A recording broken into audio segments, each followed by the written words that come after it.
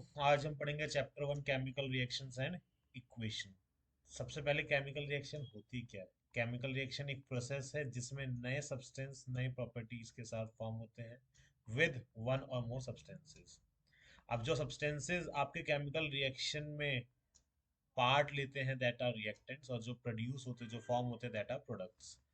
अब अगर हम एग्जांपल्स की बात करें तो एग्जांपल्स हमारे digestion of food, respiration, rusting of iron, burning of magnesium, driven formation of curd।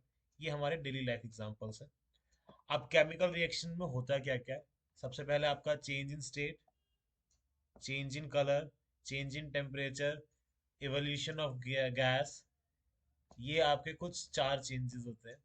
अब हम केमिकल रिएक्शन को एक वर्ड इक्वेशन के फॉर्म में और एक केमिकल रिएक्शन के फॉर्म में भी लिख सकते हैं।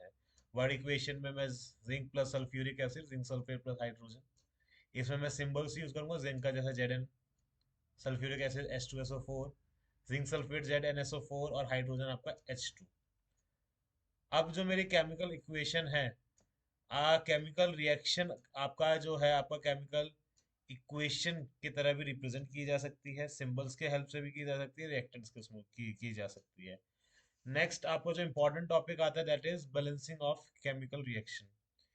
देखिए, law of conservation of mass क्या कहता है? Matter can not be created not destroyed. Similarly mass can not be created not destroyed, क्योंकि मैटर आपका क्या है? Anything that occupies space and have mass. तो जो नंबर ऑफ एलिमेंट्स है केमिकल रिएक्शन में वो रिएक्टेंट और प्रोडक्ट साइड पे सेम रहने चाहिए। सबसे पहले आपका जो स्टेप वाइज बैलेंसिंग में सबसे पहला स्टेप क्या आता है? हमें एक केमिकल इक्वेशन लिखनी है और बॉक्सेस बना लेने हैं अराउंड ईच फॉर्मूला। उसके बाद हमें काउंट करने number of atom of each element on both sides, reactant as well as product. तो एलिमेंट्स हमारे सबसे पहले इस रिएक्शन में तीन है, Fe, H and O। Fe is for iron, H hydrogen and O is for oxygen. अब जो नंबर ऑफ रिएक्टेंट साइड पे एटम्स हैं वो Fe के 1 है, बट प्रोडक्ट साइड पे वो है 3। हाइड्रोजन के 2 हैं, प्रोडक्ट साइड पे भी 2 ही हैं, और ऑक्सीजन के 1 और 4 है। तो सबसे पहले हम इक्वलाइज करेंगे number of the maximum number of atoms को by putting the maximum number in front of that. सबसे पहले Fe को मैंने जब बैलेंस किया तो 3 ऐड कर दिया, 3 Fe। Fe मेरा बैलेंस हो गया। अब जो मेरा है 3 Fe plus 4 H2O gives me आपका Fe3O4 प्लस 4 H2O। अब यहाँ पे मेरा hydrogen, oxygen and iron all are balanced.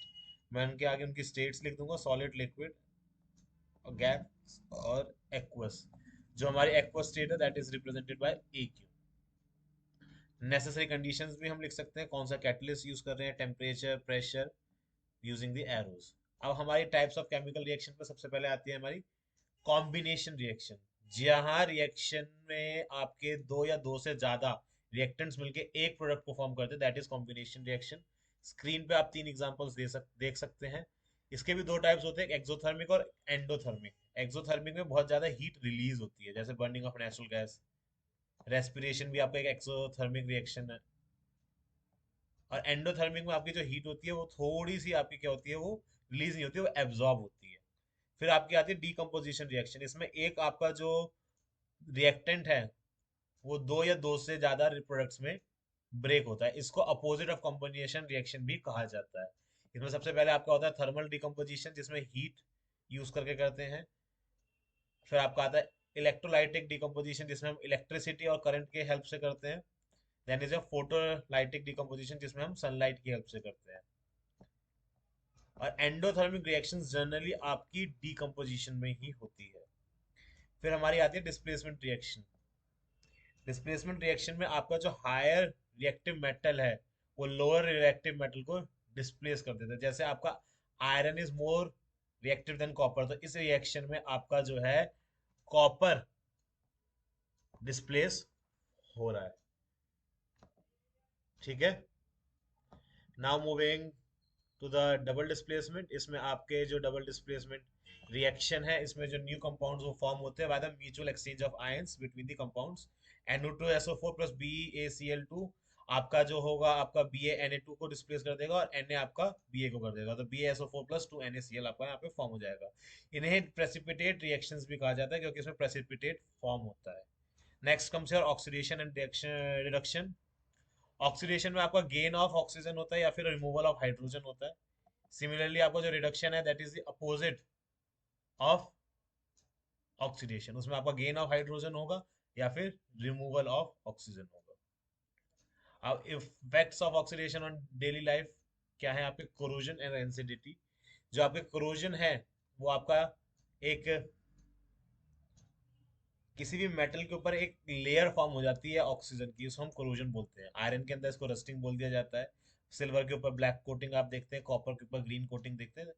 Corrosion को आप प्रिवेंट कर सकते हो गैल्वेनाइजेशन, इलेक्ट्रोप्लेटिंग या फिर पुटिंग पेंट से। अब रेंसिडिटी क्या है, oxidation of fats and oil, जो आपके एयर के एक्सपोज होने की वजह से, जिस वजह जब वो एयर के साथ एक्सपोज होते हैं तो हो जाता है। इसके अंदर आपकी बैड स्मेल आती है, बैड टेस्ट आता है। अब इसमें आप एंटीऑक्सीडेंट ऐड कर सकते हैं, एयर टाइट कंटेनर्स में रख सकते हैं, या फिर आप नाइट्रोजन फिल करके रख सकते हैं जैसे हमारे चिप्स में होता है। होप आपको ये चैप्टर समझ में आया है। सैम्पल पेपर्स, आपके क्वेश्चन बैंक, एमसीक्यू, सब कुछ वेबसाइट पे अवेलेबल है। वेबसाइट का लिंक डिस्क्रिप्शन में मैं दे दूंगा। चैनल को लाइक कीजिए, सब्सक्राइब कीजिए, और टेलीग्राम ग्रुप का भी लिंक डिस्क्रिप्शन में है, आप वो भी ज्वाइन कर सकते हैं लेटेस्ट अपडेट्स के लिए, फ्री सैम्पल पेपर्स के लिए। उसमें बहुत सारी चीज़ें आपको दी जाएंगी।